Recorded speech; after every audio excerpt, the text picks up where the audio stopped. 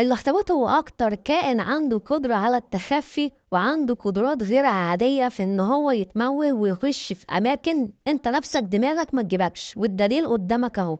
أخطبوط بالحجم ده وبالمنظر ده وداخل بيلم نفسه جوه ازازه. ما هو مشهد ده والمشاهد دي انا شفتها فعلا في البحر كتير جدا، وعايزه اقول لك في اقل من ازازه كمان، في كوبايات صغيره. شخصيا انا شفتها. سبحان الله على المخلوق ده، عنده امكانيات غير عاديه وتحكم في العضلات اللي عنده بشكل غريب. سبحان. وده سباق 5 كيلو حرة وطويل تحت السن 14 سنة، لف وارجع تاني. الله ينور يا رجالة، الله ينور. مستنيكوا اللفة اللي جاية. بيفكروني بنفسي وانا صغير كنت ايه، سباح مش عايزة اقول لك.